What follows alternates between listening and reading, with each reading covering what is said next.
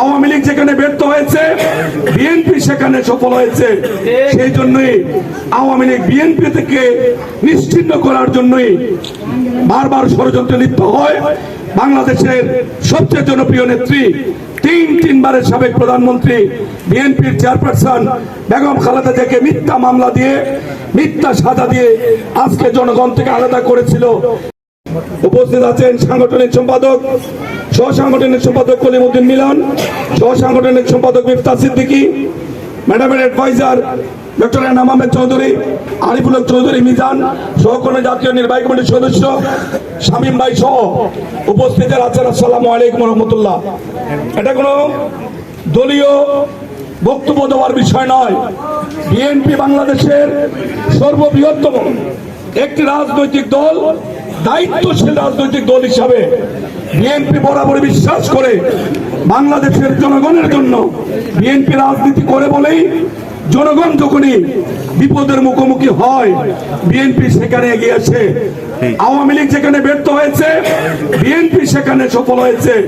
সেই জন্যই আওয়ামী লীগ বিএনপি থেকে নিশ্চিহ্ন করার জন্যই বারবার ষড়যন্ত্রে লিপ্ত হয়। বাংলাদেশের সবচেয়ে জনপ্রিয় নেত্রী, তিনবারের সাবেক প্রধানমন্ত্রী, বিএনপির চেয়ারপারসন বেগম খালেদা জিয়াকে মিথ্যা মামলা দিয়ে, মিথ্যা সাজা দিয়ে আজকে জনগণ থেকে আলাদা করেছিল বিএনপিকে নিশ্চিহ্ন করার জন্য।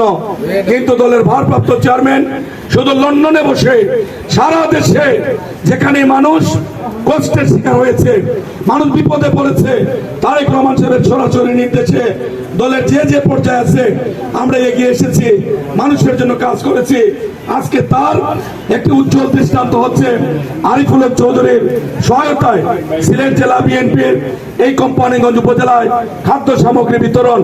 এর আগেও আমরা ফেঞ্চুগঞ্জে একটি দক্ষিণ সুরমায় আমরা খাদ্য বিতরণ সেখানে অনেক মানুষের মধ্যে করেছি। একটু পরে আরেকটি প্রোগ্রাম সদর থানায়, রাষ্ট্র যেখানে পরিচালনা যারা করে তারা যেখানে ব্যর্থ হয়েছে, বিএনপি বিরোধী দল হিসাবে, বিএনপি রাজপথের বিরোধী দল হিসাবে এই দায়িত্বগুলি পালন করে যাচ্ছে। আপনারা সকলে দোয়া করবেন আল্লাহ যেন দেশনেত্রী বেগম খালেদা জিয়াকে মুক্ত করে আমাদের মধ্যে ফিরিয়ে দেন। আমাদের প্রিয় নেতা শ্রদ্ধেয় জনাব তারেক রহমান সাহেবকে এই সরকারের সমস্ত চক্রান্তের জাল ছিন্ন করে আমাদের মধ্যে ফিরে আসার তৌফিক দেন, এই আশাবাদ ব্যক্ত করে সকলের প্রতি কৃতজ্ঞতা জানিয়ে আমি আমার বক্তব্য শেষ করছি। খুদা হাফেজ। বাংলাদেশ জিন্দাবাদ, শহীদ অমর হোক দেশ নেত্রী বেগম খালেদা জিয়া জিন্দাবাদ। আগামী দিনের রাষ্ট্রনায়ক আমাদের অহংকার জনাব তারেক রহমান জিন্দাবাদ, জিন্দাবাদ। সবাইকে ধন্যবাদ। কোম্পানিগঞ্জের পক্ষ থেকে লাল গোলাপ শুভেচ্ছা।